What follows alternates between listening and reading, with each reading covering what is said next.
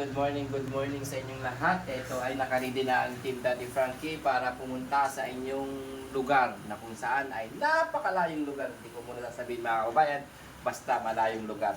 Sa lahat po na sumusuporta sa Team Daddy Frankie. Yan. Pero meron tayong kasama dito mga kabayan. Pinalayas ng asawa. Hindi ka tingin sa mano. Ano yan? Nagdala na ng mga gamit dito pero hindi na kami tawag dito, hindi na kami diyan, alam na namin yan kasi paulit-ulit na rin kaya ito mga gamit niya dinala niya na dito. Dinala niya na. Si KJ hindi po kasama, hindi po siya pinalayas ng asawa, talagang dito po yan. Si Rab, ewan ko kung ilang beses. Dala mo ba lahat ng damit mo, Rab? Yes, boss! Oh, yun. May documents pa. Ayan. Ito, naglalakad din siya ng ma'am, papeles for annulment.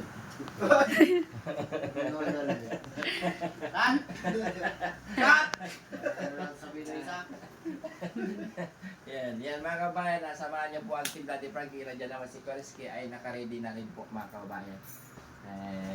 Basta, sama-sama po tayong lahat mga kababayan patungo sa ating mga kababayan na nangailangan ng tulong. Basta ang Team Daddy Frankie po ay laging nandyan para makapagbigay ng kunting kasiyahan sa mga kababayan nating nangailangan ng tulong. Tara, let's go! Eto, ready na po yung mga first aid natin na maraming salamat sa nag-sponsor ng ating mga first aid. Ano pa ka na nun, KJ? Anonymous yan. Anonymous, yan. Basta yun. Yung mga nagbigay siya gamot sa pagtatae. Kasi lagi po ito nasa CR, si Rab. Kasi Christian, saka si KJ, si Perisky po, may dala na pong pampers yan din na kailangan nyo. CR. Mali Ito, para maniwala kayo, anti-diarrhea. Di ba? Yan. Ito po yung mga karamihan ito, first aid, kung nagasgas, may gasgas, magdala din kami, pangbalo, Mga bandage. mga band-aid, yan ito. Yan. Siyempre, gubat, mga kababayan yung pupuntahan namin, kaya kailangan naka-ready po ang Team Daddy Frankie. Yan. Kaya kita-kita lahat tayo dyan. Luzon, Visayas, Mindanao. Yan. Sobrang ready mo na, Boss JB. Ang dami na yan. Laki yan eh. Matagal tayo doon para sulit yung pagtulong natin. Laki ng bag mo, Boss JB. Sasama ka ba? Chut. Masakit ang biwang ni Boss GB. Exercise. Yan guys, kaya tingnan natin, samahan natin ang Team Daddy Frankie yan sa kanilang pag-iimpake yan. Nag-ready na po ang lahat. Yan. Kuya Rizky? Hello po. Say hi muna. Hi. Yan. Daddy Frankie, Aling Rochelle is nandun na po sa Manila. Iniintay na po ang Team Daddy Frankie. Sa totoo lang mga kabayan, si Boss JB ay hindi po makakasama. Ba't may bag ka? Ano lang. Kay Chano. Kay Chano po to. Mas malaki pa yung bag ni Basta Chano kung sumama mga kababayan, pero sabi nga ni Kuya, hindi pwedeng umalis lahat ang team. Kailangan may maiiwan dito kasi may mga nagpupunta dito na mga kababayan natin na nanghihingi ng kanilang tulong. Ako po yung iniwan niya dito para mausap sa kanila. At ako po yung kukuha ng mga pangalan, gaya ng mga nagpupunta dito na nanghihingi ng tulong. Kasi kapag walang tao dito sa bahay, wala pong makikiharap sa mga kababayan natin. Yan. Gustong-gusto ko pong sumama, kaya lang hindi kasi pwede na lahat pupunta doon. Pupunta ang team. Kailangan may maiwan dito sa shelter, sa bahay ni Daddy Frankie, para kayo nagpunta dito, may haharap sa kanila. Yun. Samahan nyo na lang ang buong team and pray sa lahat po ng ang kanilang biyahe. Yan. Si Boss JB po ay maiiwan dito sa bahay. Yan. Yun. Kaya sila nag-ready ng mga gamit na. Sila Kuya GC nandun na, dala na po ang gamit.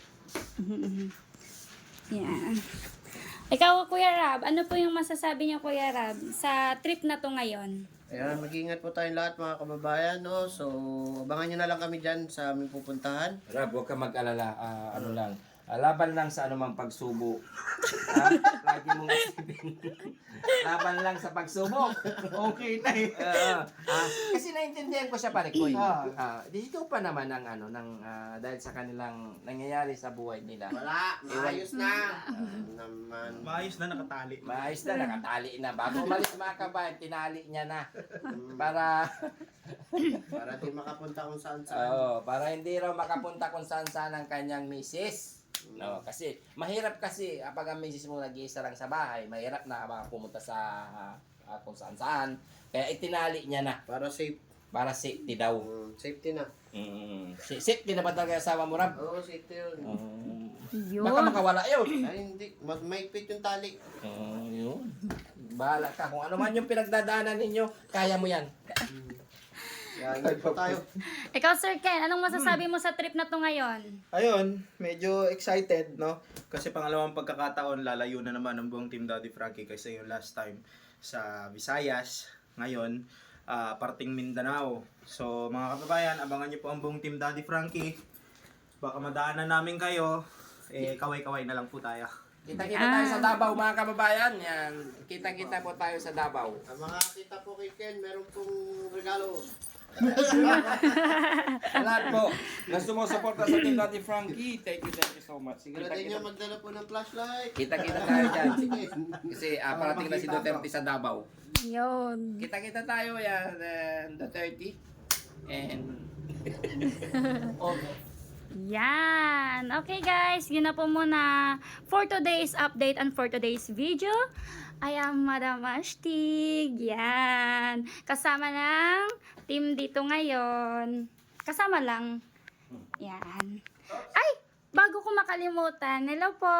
Busy po si Kuya Rizky. Kuya Rizky, ano pong magiging mensahe nyo this trip na to ngayon? Yun, mag-iingat lahat. Tsaka be safe. Sana gabayan kami ni na sa mahabang biyahe. Sabi nila almost 30 hours yung magiging biyahe by land. And ingat lahat. Kita-kits sa Davao. Yan. Thank you po. Yan. Busy si Kuya Rizky dahil kailangan naka-prepare lahat. Yan. Para sa kanilang trip. Yan. Good luck and God bless po, Team Daddy Frankie, sa inyong trip. Yan. Bye.